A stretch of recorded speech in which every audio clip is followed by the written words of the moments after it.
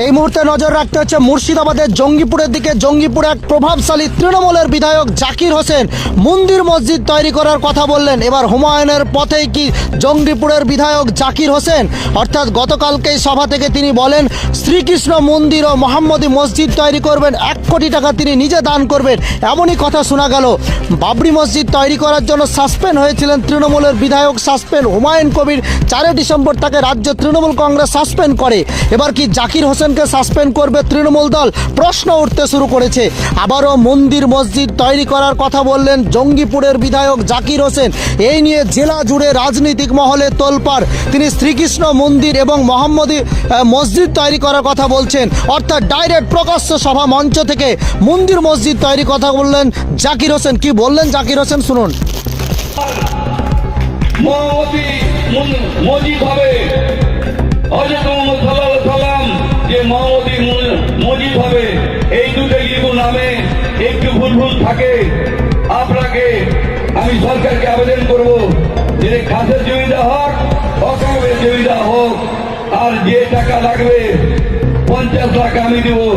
এখন করবো না, আমরা করবো আইন মেনে জমি কনভার্সন করাবো, আমরা পঞ্চায়েতের পারমিশন নিব, আমরা পঞ্চায়েত সমিতি নিব, আমরা যদি পুরসভায় পুরসভার পারমিশন নিব, দিয়েই করব মোহাম্মদী মসজিদ এবং শ্রীকৃষ্ণের মন্দির।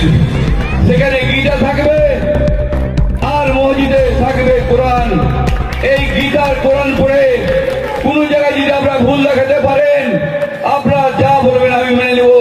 যে মানুষকে কেউ ঘৃণা করে, হিন্দু মুসলিম খ্রিস্টান করে লেখা যদি থাকে, যা সাজা দেবেন এখানে আমি শাস্তি দিতে চাই।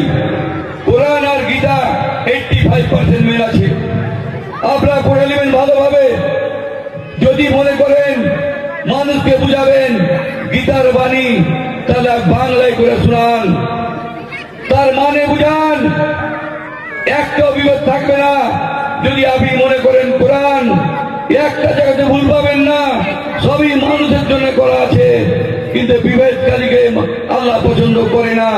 তাই আমি কোনো কথা বলবো না।